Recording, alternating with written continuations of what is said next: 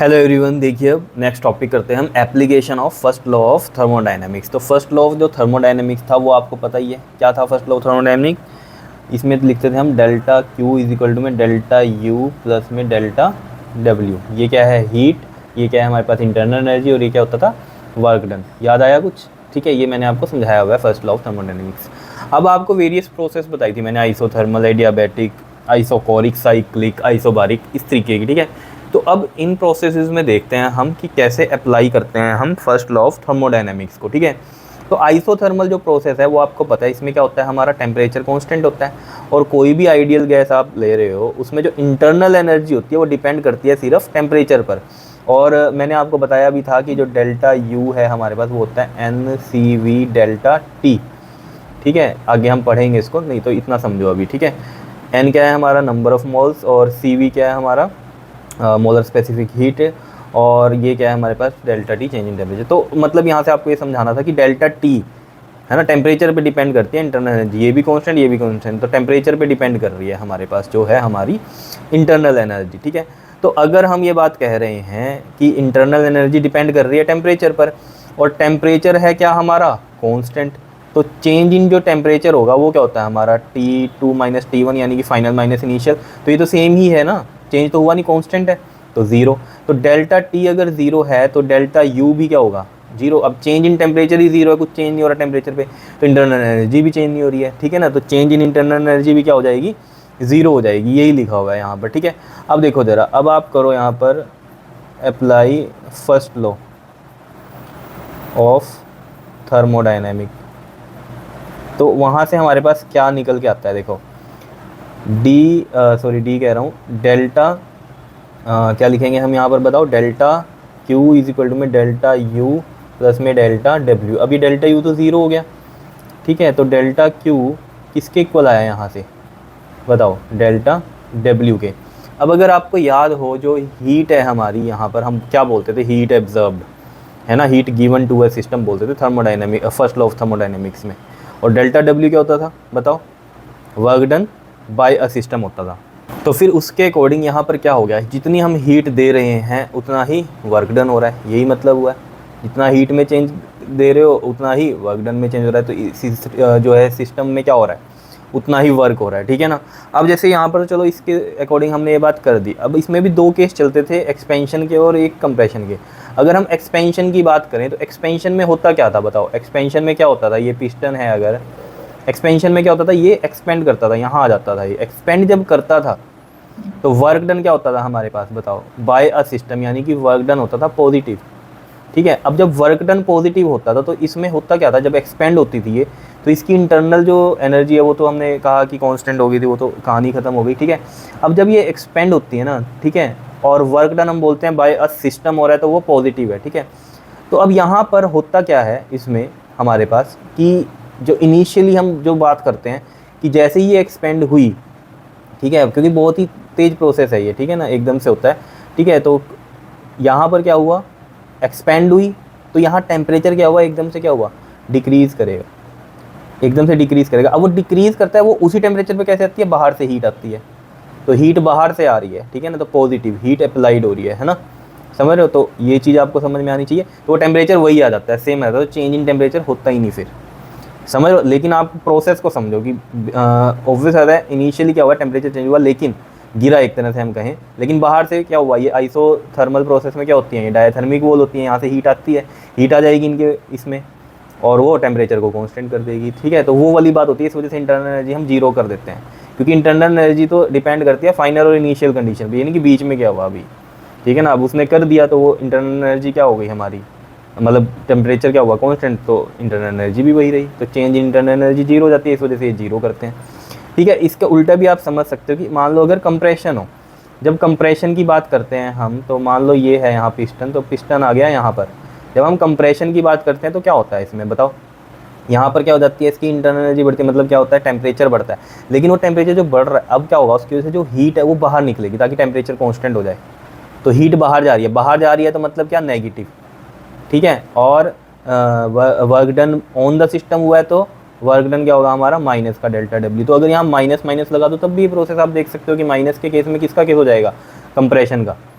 ठीक है। और नॉर्मली आप यहाँ से समझ सकते हो कि जितनी हीट दे रहे हो उतना वर्क डन हो रहा है। लेकिन देखो ये तो हम आइडियली बात कर रहे हैं, ठीक है, प्रैक्टिकली ये सब चीज़ें नहीं होती कि जितना हीट दे रहे हो उतना वर्क डन हो रहा है। अब यहाँ से तो समझने में हम कहते हैं कि हीट बाहर से आ रही है या हीट जा रही है ना। बाहर से आ रही है तो पॉजिटिव और जा रही है तो नेगेटिव, जैसे ये मैंने आपको बताया, ठीक है। ये तो यहाँ समझाने का था प्रोसेस। लेकिन यहाँ से हमें इतना पता है फर्स्ट लॉ ऑफ थर्मोडायनेमिक्स के, ये क्या होती है, गिवन टू द सिस्टम, ये क्या होता है, work done by a system.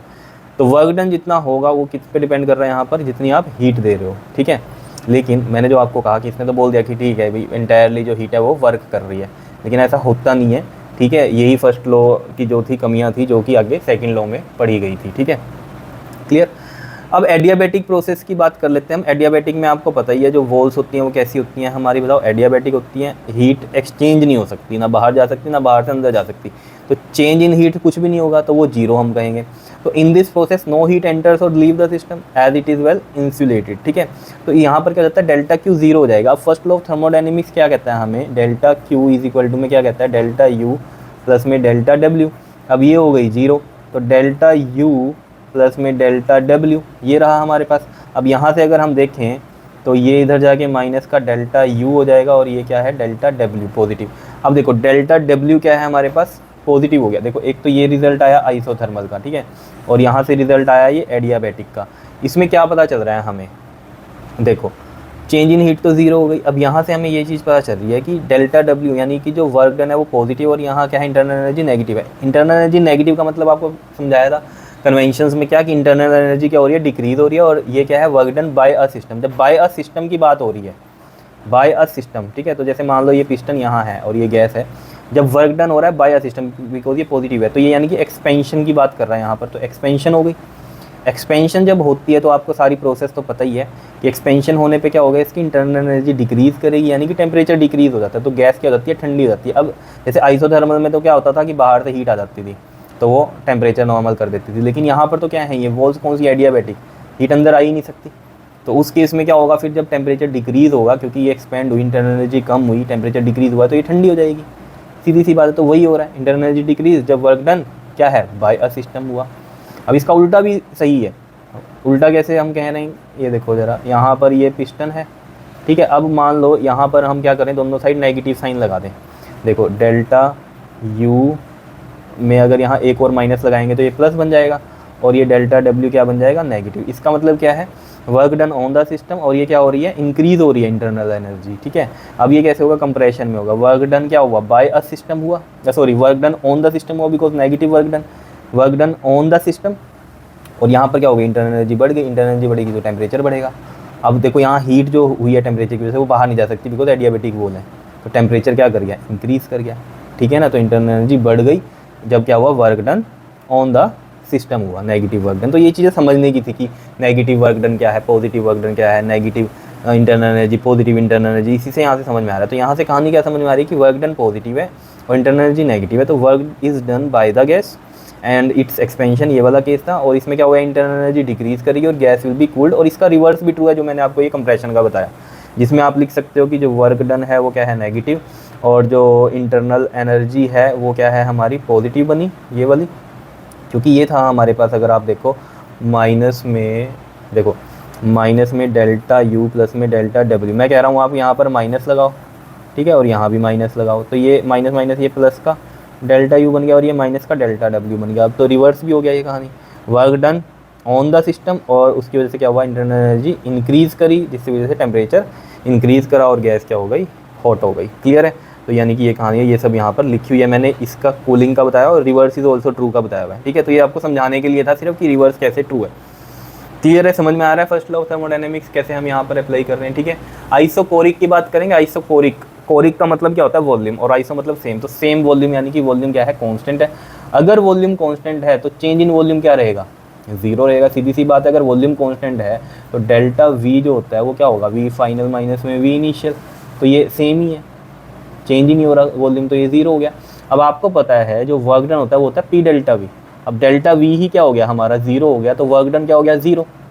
तो अगर हम बात करें फर्स्ट लॉ ऑफ थर्मोडायनेमिक्स की यहाँ पर, उसमें क्या होगा, देखो यहाँ पर ये जीरो हो गया, तो delta Q is equal to में क्या आ गया हमारे पास, डेल्टा यू, ये तो क्या हुआ, जीरो। तो delta Q is equal to में आ गया डेल्टा यू। तो यहाँ पर भी क्या कहानी पता चल रही है आपको कि जो हीट एब्जर्व हो रही है उसकी वजह से क्या हो रही है, उसकी इंटरनल एनर्जी इंक्रीज हो रही है, बिकॉज ये भी पॉजिटिव ये भी पॉजिटिव, तो एब्जॉर्ब मतलब दे रहे हैं हीट, और ये पॉजिटिव मतलब क्या है, इंक्रीज हो रही है। तो उसकी वजह से क्या होगा, टेम्परेचर इंक्रीज करेगा, बिकॉज इंटरनल एनर्जी तो डिपेंड ही टेम्परेचर पे कर रही है ना। तो इंटरनल एनर्जी बढ़ रही है तो टेम्परेचर इंक्रीज हो रहा है। इसका उल्टा भी है, अगर यहाँ दोनों में नेगेटिव नेगेटिव लगा दो आप, जैसे ये delta Q is equal to में डेल्टा यू है, अगर नेगेटिव नेगेटिव लगा दो तो इसका मतलब क्या है कि हीट जब क्या हो रही है, बाहर निकल रही है ना, given out by a system है, बाहर जा रही है, साइन से अगर समझ रहे हैं हम, तो इसकी इंटरनल एनर्जी भी क्या हो रही है, यहाँ डिक्रीज हो रही है। तो डिक्रीज हो रही है तो मतलब क्या, टेम्परेचर डिक्रीज हो रहा है, नॉर्मल बात है ये तो। ठीक है जी, तो ये सिर्फ आपको समझाने के लिए था इधर। ठीक है, बात करते हैं साइक्लिक प्रोसेस की। साइक्लिक प्रोसेस आप सभी को पता है, जिसमें क्या होता है, हम नंबर ऑफ सीरीज़ में चलते हैं। जैसे मान लो ये ए पॉइंट, ये बी पॉइंट, ये सी और ये डी, यहाँ से यहाँ गई रिएक्शन, मतलब हुई एक तरह से, ये फिर सी पे गई, फिर डी पे हुई, फिर ए पे आ गई। तो अगेन हम उसी स्टेट में आ गए जिसमें चले थे पहले। ठीक है ना, इनिशियल भी यही, फाइनल भी यही स्टेट। तो साइक्लिक प्रोसेस क्या है, जिसमें हम रिटर्न आ जाएं after undergoing a series of changes, तो इनिशियल स्टेट में आ जाएं। तो इस केस में क्या होता है कि जो इंट्रिंसिक प्रॉपर्टी होती है सिस्टम की, वो जो होती है हमारी चेंज नहीं होती। क्लियर। तो अगर इंट्रिंसिक प्रॉपर्टी चेंज नहीं हो रही तो इसका मतलब क्या, उसकी इंटरनल एनर्जी चेंज नहीं हो रही है। इंटरनल एनर्जी देखो पाथ पे डिपेंड नहीं करती, जो पहले थी इंटरनल एनर्जी अब वहीं आ गए हम घूम के, तो वही इंटरनल एनर्जी है। तो चेंज तो कुछ नहीं हुआ ना, तो चेंज अगर कुछ नहीं हुआ तो change in internal energy zero, because internal energy same रही। तो डेल्टा यू क्या होगा, अगर हम ऐसे सोचें कि फाइनल माइनस में इनिशियल, तो पहले भी वही थी बाद में भी वही है, तो जीरो हो गई, जैसे हम टेम्परेचर में कर रहे थे। तो चेंज इन इंटरनल एनर्जी अगर है जीरो, तो हमारे पास फर्स्ट लॉ ऑफ थर्मोडायनेमिक्स क्या कहता है, डेल्टा, देखो ये डी इसलिए लिखता हूँ, कहीं जगह ना डी से भी लिखा हुआ है, इसको तो कंफ्यूज मत हो जाना। ठीक है, तो डेल्टा, अब ये मैंने आपको फर्स्ट लॉ जो समझाया था डेल्टा से समझाया था। ठीक है, तो delta Q is equal to में होता है डेल्टा यू प्लस में डेल्टा डब्ल्यू। एनर्जी कंजर्वेशन ही तो होता है फर्स्ट लॉ ऑफ थर्मोडायनेमिक्स, है ना, जितनी हीट दी उतनी ही यहाँ पर यूज़ हो रही है। ठीक है, neither created not destroyed. Clear. अब यहाँ पर ये चीज़ समझ में आ गई। ठीक है, अब यहाँ ये ज़ीरो है तो डेल्टा क्यू क्या हो रहा है हमारा, डेल्टा डब्ल्यू के इक्वल है। और अगर यहाँ ये चीज़ इक्वल है तो आप खुद समझ जाओ कि जो इसमें भी वर्क है वो जो है पूरा का पूरा हीट जितनी मिल रही है उतना वर्क कर रहा है। ठीक है, तो net work done during cyclic process is exactly equal to the amount of energy transferred. Clear है इतनी बात या नहीं बताओ। ठीक है, तो इसमें भी वही कहानी है। ठीक है, लेकिन जो बात आपको बार बार बताई गई थी वो क्या की बताई गई थी कि जो भी हीट आप देते हो वो टोटल वर्क डन में नहीं होता। ठीक है, क्लियर है। लेकिन चलो यहाँ फर्स्ट लॉ से हमें यही पता चल रहा है, तो यही सब आपको पढ़ना है। बात करते हैं लास्ट इसमें आइसोबारिक की। आइसोबारिक में भी आपको पता है बार मतलब किसका यूनिट होता है, वो प्रेशर के होते हैं। तो प्रेशर सेम है, यानी कि इन दिस प्रेशर अगर फिक्स्ड है, तो अगर प्रेशर फिक्स्ड है ना, तो सोचो जरा वर्क डन जो होता है वो हमारा होता है पी डेल्टा वी, और डेल्टा वी हम लिख सकते हैं V two minus V one. तो जो वर्क डन है वो कितना बन गया हमारा, पी वी टू माइनस में वी वन, पी फिक्स्ड है। ठीक है, तो इसको कर लिया। क्लियर है इतनी बात या नहीं। अगर आपको याद हो आइसोथर्मल में हमने वर्क डन निकाला था स्पेशली, क्यों, क्योंकि वहाँ P और V दोनों ही क्या थे हमारे वेरिएबल थे। अगर P डेल्टा V की बात करो या P dV से लिखा था तो हमने इंटीग्रेट करके निकाल लेते हैं।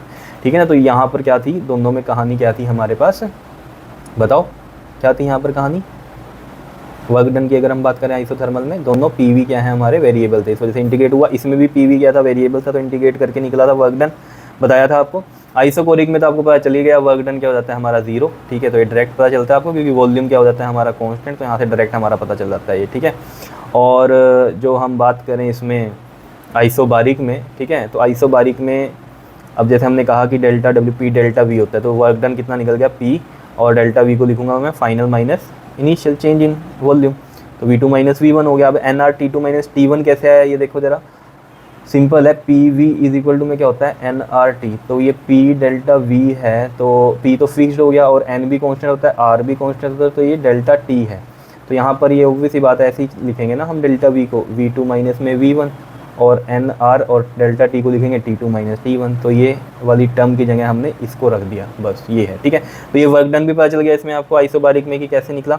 अब यहाँ पर देखो जरा, जो हम बात करते हैं कि ये तो कहानी आपके समझ में आ गई। ठीक है, अब यहाँ पर आइसोबारिक में वर्क डन भी है और इंटरनल एनर्जी भी है। क्यों है इंटरनल एनर्जी, देखो यहाँ से ही पता चल रहा है हमें। इंटरनल एनर्जी जो है वो देखो, ये फॉर्मूला तो पता ही है आपको ना, delta Q equal delta U plus delta W. अब डेल्टा डब्ल्यू तो है ही है, हमें पता चल गया, वर्क डन तो आ ही रहा है इसमें। ठीक है, अब इंटरनल एनर्जी भी है इसमें जो चेंज होगी, वो क्यों, क्योंकि इंटरनल एनर्जी डिपेंड करती है टेम्परेचर पे, ये आपको बताया था मैंने। और यहाँ पर देख लो, आपको इसी वर्क डन में पता चला कि टेम्परेचर भी चेंज हो रहा है। तो अगर टेम्परेचर भी चेंज हो रहा है तो ऑब्वियसली बात है इंटरनल एनर्जी भी चेंज हो रही है। तो इसमें जो हीट दी गई है वो पार्शियली डिवाइड हो रही है, इंटरनल एनर्जी भी चेंज हो रही है और वर्क डन भी हो रहा है इसमें, ठीक है। तो एज द टेम्परेचर चेंजेस, हमें पता है इंटरनल एनर्जी भी चेंज करेगी, हैंस हीट एब्जॉर्ब्ड गोज क्या हो रही है, वो partially to increase internal energy and partially to do work. Clear है इतनी बात या नहीं, ठीक है। अब यहाँ पर देखना, आप बार बार इसमें यही बात करता है कि हीट एब्जॉर्ब, क्योंकि हमें फर्स्ट ऑफ थर्मोडायनामिक्स में पता है हम क्या बात करते थे उसमें, heat given to a system, तो उसके अकॉर्डिंग ये बात कर रहा है यहाँ पे, ठीक है। बता दो कोई दिक्कत है तो, सिंपल सी कहानी है, ठीक है जी, कर लोगे इसको, बताओ, ठीक है। इंपॉर्टेंट है ये एप्लीकेशंस, तो मैंने आपको बता दिया है इसको डिटेल में, ठीक है जी। तो ये नोट्स आप तैयार करते रहना साथ साथ, क्लियर, ओके जी, थैंक यू।